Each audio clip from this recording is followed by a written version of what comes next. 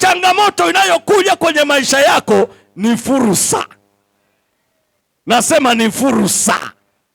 Nasema ni fursa. Ichukulie kama fursa.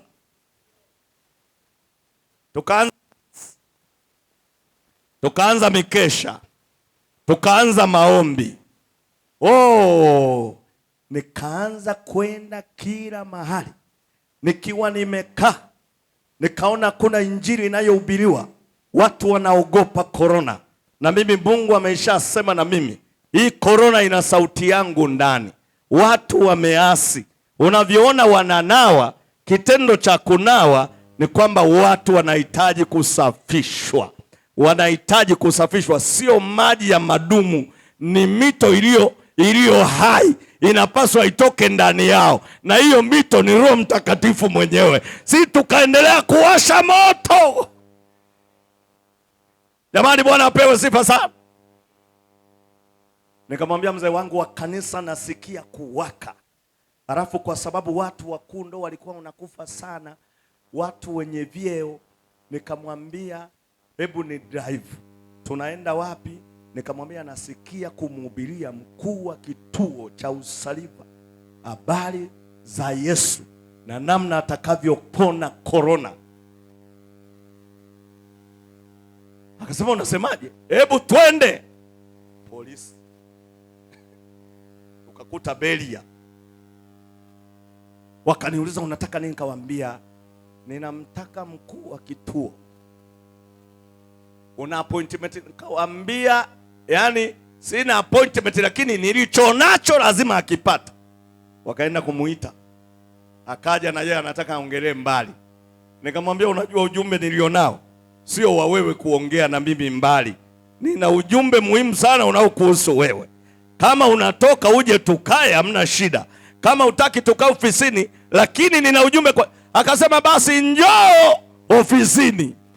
Nikafika ofisini, nikamwambia nimekuja kukupa taarifa namna unavyoweza kupona korona. Akasema unasemaje? Maana wakati huo ni kama watu wote wanaumwa. Akaingia kwenye shelfu yake, akatoa Biblia, anapiga vumbi na mahali pa kuandika. Nikampa neno la Mungu. Mwisho magoti, sema Bwana Yesu. Akampa Yesu maisha. Tunatoka nje, nikasikia inanisumbua. Nikamwambia bado twende. Twende wapi mchungaji? Kwa mkuu wa wilaya. Yaani mimi korona ilinipa fursa ya kukutana na watu ambao sijawahi kukutana nao. Kwa mkuu wa wilaya. Nikafika pale, secretary ananiambia unaona watu wote hawa, yani una appointment. Nikamwangalia usoni, nikamwambia we, nilichonacho mimi ni cha muhimu sana, nisije nikarudi nacho. Akasema subiri baba. Nikashangaa unaitwa ofisini. Nikafika mkuu wa wilaya. Nimekuja kukueleza habari za Yesu na namna unavyoweza kupona na korona. Nikampa habari za Yesu. Akasema subiri mchungaji, haya maneno unayoyasema wangeyapata dunia nzima. Sasa mimi nasema hivi, nasikia kupona. Sijui alikuwa nayo. Akasema sasa ni hivi, tafuta waandishi wa habari, utoe huu ujumbe, nitalipa mimi mwenyewe. Nikaogopa kidogo. Hata kanisa langu lenyewe lilikuwa lijaruhusu.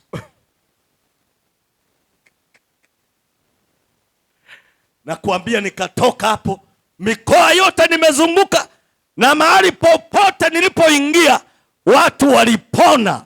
Lakini nilichokuwa natembea nacho ni Roho Mtakatifu, mito ya maji. Jamani, Bwana Yesu asifiwe sana. Roho Mtakatifu, yeye ndiye anayesababisha uamsho. Na uamsho jamani sio wa ghafla. Unaweza ukawepa uamsho wa mtu binafsi, lakini unaweza ukawepa uamsho wa familia. Unaweza ukawepa uamsho wa kanisa la mahali pamoja Ebeneza, kwa sababu Roho Mtakatifu yuko ndani yao. watu wakaja kutoka kila mahali kushuhudia Ebeneza, nini kimetokea. Nataka niwaambie mahali hapa, jambo litakalo wainua na kuwapeleka juu kuliko mnavyofikiri ni habari ya Roho Mtakatifu. Mkimuacha Roho Mtakatifu mtabaki kama mlivyo, lakini akiitwa mahali hapa atatanda Simiyu nzima. Roho Mtakatifu mara zote huwa anaambukiza. Jamani, Bwana apewe sifa. Jina la Bwana Yesu libarikiwe sana. Roho Mtakatifu. Sasa nataka niseme maana ya uamsho. Maana chache za uamsho kwa kifupi.